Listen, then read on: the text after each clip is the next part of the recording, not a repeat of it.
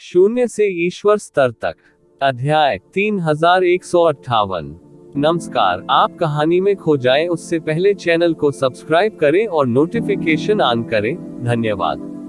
बाहरी क्षेत्र पर आक्रमण आसन था और ये ज़िवेन केवल सम्राट यू पर हमला करना छोड़ सकता था। सम्राट यू की ताकत अत्याचारी थी और उनके कौशल बेहद मजबूत थे। ये ज़िवेन अभी 7वें दायरे में पहुंचा था और उसका संचय पर्याप्त गहरा नहीं था। ज्यादा से ज्यादा वह उसे दबा सकता था, लेकिन उसे मारना आसान नहीं होगा। अब वह निश्चित रूप से सम्राट यून को मारने की परवाह नहीं कर सकता था और उसके पास समय नहीं था। उसके लिए यह बिल्कुल भी मायने नहीं रखता था कि उसने सम्राट यून को मारा या नहीं।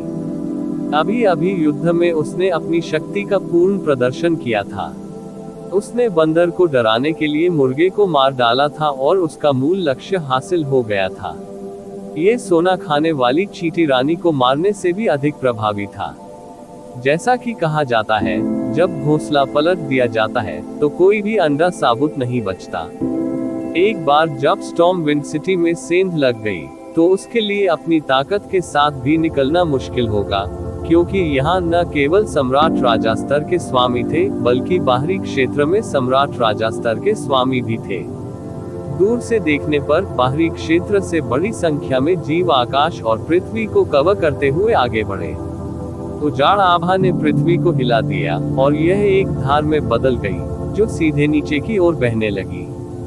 इस समय स्टॉर्म विंड सिटी में कई संरचनाएं भी एक ही समय में पूरी तरह से सक्रिय हो गईं, और ऊर्जा की एक भयानक धार बाहरी क्षेत्र से प्राणियों की सेना में बह गई। एक हमले में यह अज्ञात था कि बाहरी क्षेत्र के कितने जीव मारे गए। बाहरी क्षेत्र के इन जबरदस्त प्राणियों के हमले के तहत स्टॉर्म विंड सिटी की रक्षा के साथ भी ये खतरे में था। कई सम्राट राजाओं ने पहले ही अपनी चालें चल दी थी और वे होठों के चले जाने पर परस्पर निर्भरता के सिद्धांत को भी समझ गए थे, इसलिए उन्होंने पीछे हटने की हिम्मत नहीं की। ये ज़िवेन भी इसमें शामिल हो गए और एक विशालकाय व्यक्ति बन गए। उसकी हथेली आकाश में बादलों की तरह थी और उसने बाहरी क्षेत्र के सैकड़ों और हजारों प्राणियों को मौके पर ही मौत के घाट उतार दिया। हालांकि बाहरी क्षेत्र के ये जीव अत्याचारी थे, सम्राट राजा ये ज़िवेन के सामने, जो पहले ही 7वें क्षेत्र में प्रवेश कर चुके थे, वे पर्याप्त नहीं थे। मुझे तुमसे लड़ने दो। इसी समय दूर से एक तेज दहाड़ सुनाई दी और एक विशाल आकृति उछलकर ऊपर आ गई। लेकिन ये भी एक विशाल आकृति थी, जिसके सिर पर एक ही सींग था और उसके शरीर के चारों ओर एक लंबा सांप लिपटा हुआ था, जो बेहद शक्तिशाली लग रहा था। उसके बाल घास फूस की तरह बिखरे हुए थे और उसकी आंखें तांबे की घंटियों की तरह थीं, जो ठंडी रोशनी से फूट रही थी। उसने अपना मुंह खोला और एक स्पष्ट दहाड़ निकाली, जिससे सीधा आकाश टूट गया और उसके शरीर में खून एक प्रचंड लहर की तरह बहने लगा। इस एक सींग वाले विशाल ने मोर्चा संभाला और अकेले ही अनगिनत बाधाओं को तोड़ डाला, लगभग सब कुछ धूल में मिला दिया। यह अत्यंत भयानक शाही प्रभु था, यूनिकॉर्न संत सम्राट। ये वह कैसे हो सकता है? हिस। उस समय उसने दुनिया को जीतने के लिए पेंतियान का अनुसरण किया और टेम्पेस्ट सागर क्षेत्र पर शासन किया। कौन जानता है कि उसने कितने पाप किए। सभी ने कहा कि उसे एक शक्तिशाली अस्तित्व ने मार डाला। अब ऐसा लगता है कि यह केवल एक मजाक है। कोई ठंडी हवा का झोंका लेने से खुद को नहीं रोक सका। ये स्पष्ट था कि उन्होंने इस विशाल की उत्पत्ति के बारे में सुना था। यूनिकॉर्न संत सम्राट बड़े कदमों से आगे बढ़े। उन्होंने दोनों हाथों से एक विशाल राक्षस वश में करने वाला मूसल पकड़ लिया और उसे नीचे गिरा दिया। मूसल चांदी के स्तोत्र के समान था, जो किसी के भी मन को भ्रमित कर सकता था। यह मूसल ही एक दुनिया को चकनाचूर करने के लिए काफी था। ये ज़िवेन बिल्कुल नहीं रुकी। उसने मुक्का मारा और उसकी मुट्ठी की ऊर्जा एक विशाल 6-पथ पुनर्जन्म में बदल गई। संपूर्ण पुनर्जन्म आश्चर्यजनक गति से घूमा और अपने रास्ते में आने वाली हर चीज को कुचल दिया। अंतहीन हमले सभी इसमें समाहित हो गए। टकराना। राक्षस को वश में करने वाला मूसल और ये ज़िवेन की मुट्ठी मौके पर टकरा गई, जिससे एक भयानक झटका लगा। दोनों पक्षों की शक्ति चरम सीमा तक प्रचंड थी। वे केवल अपने हाथ उठाकर सूर्य, चंद्रमा और तारों को पकड़ सकते थे। ये बेहद भयानक था। क्या उसने मेरे राक्षस वश में करने वाले मूसल को अपने नंगे हाथों से ले लिया? यूनिकॉर्न संत सम्राट थोड़ा अवाक रह गया। ये ज़िवेन अपने दाव उपकरण को अपने नंगे हाथों से ले सकता था। वह चौंके बिना नहीं रह सका। राक्षस को वश में करने वाला मूसल केवल इतना ही है। ये ज़िवेन ने एक कदम आगे बढ़ाया और बिल्कुल नहीं रुके। उसकी आकृति सुनहरी रोशनी के पुंज की तरह चमक रही थी। यह अविनाशी था। उसका शरीर सबसे भयानक हथियार था। किसी को भी नहीं उसे रोक सके। उसने फिर मुक्का मारा। मुट्ठी की ऊर्जा ने आकाश को तोड़ दिया और यूनिकॉर्न संत सम्राट की ओर फिर से विस्फोट किया। यूनिकॉर्न संत सम्राट उस समय क्रोधित हो गए जब उन्होंने ये ज़िवेन को अपने दाव उपकरण का अवमूल्यन करते देखा। वह अत्यंत क्रोधित था। उसने एक लंबी गर्जना की और अपने हाथ में राक्षस को वश में करने वाला मूसल लहराया। एक पल में पवित्र प्रकाश चमक उठा। इसने उन्हें एक सर्वोच्च शासक की तरह प्रकाशित किया। फाड़ना। ये ज़िवेन ने मुक्का मारा और पवित्र प्रकाश उसकी मुट्ठी की ऊर्जा से टूट गया। फिर ये ज़िवेन ने राक्षस को वश में करने वाले मूसल को फिर से फोड़ दिया। बजना। बड़ी गर्जना हुई। धातु के टकराने की आवाज गूंज उठी। ये धरती को हिला देने वाली ध्वनि मानी जाती थी। हालांकि इसमें अनगिनत लड़ाई और हत्या की आवाजें मिश्रित थीं। यह अब आंख को पकड़ने वाला नहीं रहा। बस यूनिकॉर्न संत सम्राट को अचानक महसूस हुआ कि उसका हाथ कांप रहा है। उसकी हथेली टूटने की कगार पर थी। ये कैसे संभव है? छठे क्षेत्र के चरम पर मेरी साधना के साथ मुझे तब तक अजेय रहना चाहिए जब तक कि मैं सातवें क्षेत्र के पावरहाउस का सामना न कर लूं। अपनी ताकत के साथ उन्हें पैंथियन आदरणीय के तहत दूसरे रैंक के शिखर के रूप में माना जा सकता है। जब तक उसे सातवें क्षेत्र या उससे ऊपर के पावरहाउस का सामना नहीं करना पड़ेगा, कोई समस्या नहीं होगी। इसके अलावा स्टॉर्म सिटी में सातवें दायरे या उससे ऊपर के कुछ ही पावरहाउस थे। उन सभी को उनके अपने विशेषज्ञों ने रोक लिया।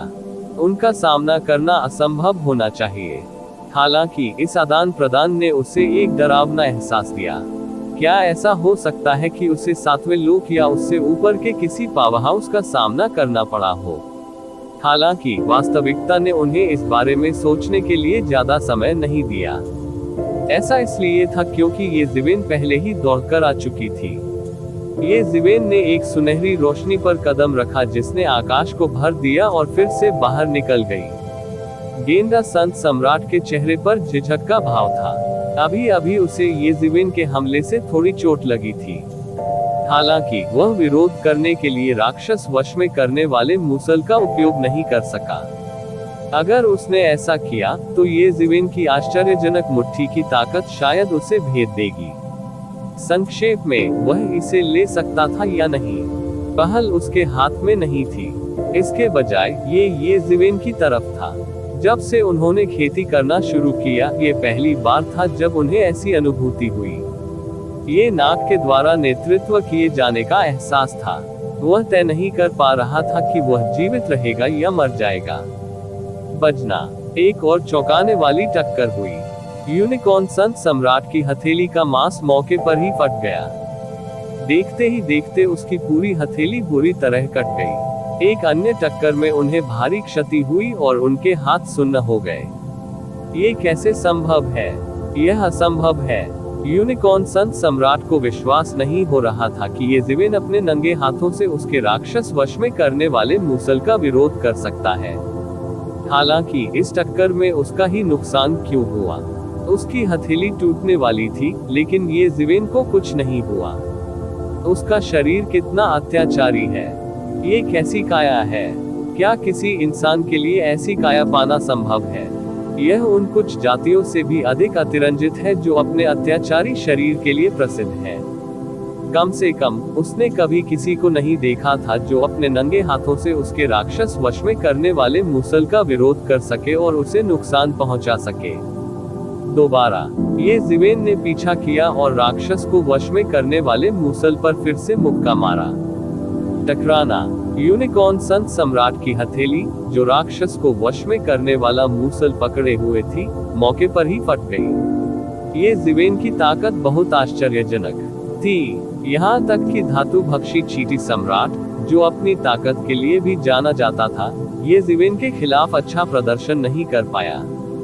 वास्तव में अंत में ये जिवेन के मुक्के से उसकी मौत भी हो गई। यूनिकॉर्न संत सम्राट की तो बात ही छोड़ दीजिए, उसका शरीर खराब नहीं था और उसे अत्याचारी माना जा सकता था। हालांकि ये जिवेन के सामने ये पर्याप्त नहीं था। बस ये जिवेन ने एक बड़ा हाथ बनाया और राक्षस को वश में करने वाले मूसल को मौके पर ही पकड़ लिया। यूनिकॉर्न संत सम्राट के हाथ फट गए। वो ये जिवेन को बिल्कुल भी नहीं रोक सका। राक्षस को वश में करने वाले मूसल में मौजूद उपकरण की भावना ये जिवेन के हाथ से बचने के लिए संघर्ष कर रही थी। हालांकि ये केवल एक पल के लिए था। जल्द ही ये जिवेन के हाथ में एक मुहर शब्द बना और राक्षस को वश में करने वाले मूसल पर लग गया। इस समय राक्षस वश में करने वाला मूसल शांत हो गया। ये राक्षस वश में करने वाली मूसल की शक्ति को अधिक प्रदर्शित नहीं कर सका क्योंकि इसे अभी तक परिष्कृत नहीं किया गया था। भले ही इसे परिष्कृत किया गया हो, यह अपनी 100% शक्ति प्रदर्शित नहीं कर सका क्योंकि यह मूल मालिक नहीं था। हालांकि ये पर्याप्त था। ये जिवेन चाहता था इस प्रकार की शक्ति उधार लेने के लिए। राक्षस को वश में करने वाले मूसल को पकड़ने के बाद ये जिवेन ने तुरंत उसे यूनिकॉर्न संत सम्राट की ओर मारा। इस मूसल ने स्वर्ग और पृथ्वी को चकनाचूर कर दिया और सभी जीवित चीजों को नष्ट कर दिया। हालांकि ये जिवेन राक्षस को वश में करने वाली मूसल की शक्ति का प्रदर्शन नहीं कर सका, लेकिन उसकी शक्ति ये जिवेन की ताकत से कहीं अधिक मजबूत थी। यूनिकॉर्न संत सम्राट ने कभी सपने में भी नहीं सोचा था कि एक दिन उसका राक्षस वश में करने वाला मूसल उसका घातक ताबीज बन जाएगा।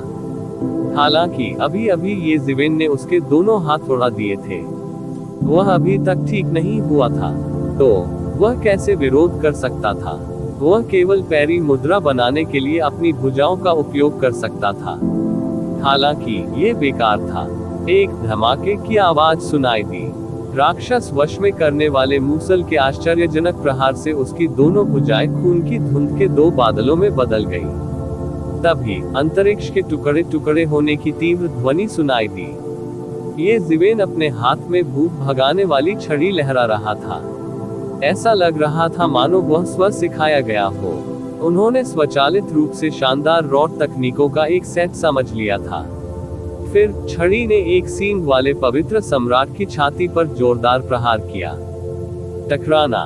धातु के टकराने की आवाज आई। फिर एक सींग वाले पवित्र सम्राट की छाती पूरी तरह से चपटी हो गई। उसकी छाती फटने को हो रही थी। उसने मुंह से खून उगल दिया और उसका शरीर उड़कर उसके पीछे मौजूद विदेशी प्राणियों से टकरा गया। एक पल में वे विदेशी जीव खून की धुंध में बदल गए, जैसे कि वे किसी उल्का से टकरा गए हो। जो संप्रभु सम्राट नहीं थे, वे ऐसी भयानक टक्कर का एक झटका भी नहीं झेल सकेंगे। पफ। यूनिकॉर्न संत सम्राट को लगातार खून की उल्टियां होती रहीं। उसकी आंखें भय से भर गईं। ये जिवेन के हाथ में राक्षस वश में करने वाले मूसल ने आश्चर्यजनक शक्ति प्रदर्शित की थी। उसे उड़ने में केवल एक झटका लगा। आप अपने आप को ज्यादा महत्व देते हैं। ये जिवेन ने छलांग लगाए और बैरियर से बाहर निकल गई। उसने यूनिकॉर्न संत सम्राट पर हमला किया और उसके हाथ में राक्षस को वश में करने वाला मूसल तोड़ दिया। बूम! एक मशरूम बादल धीरे धीरे ऊपर उठा। इस भयानक हमले के तहत यूनिकॉर्न संत सम्राट खून की धुंध के बादल में बदल गया। उसकी आत्मा नष्ट हो गई। प्रतिवेदन। किसी भी खराब अनुवाद के बारे में हमें बताने के लिए टेक्स्ट का चयन करें और रिपोर्ट पर क्लिक करें। लेस देन पिछला सूचकांक, अगला ग्रेटर देन। इसी प्रकार के अपडेट्स लेते रहने के लिए हमारे चैनल ऑडियो बुक्स 108 को सब्सक्राइब करें और नोटिफिकेशन ऑन करें। धन्यवाद।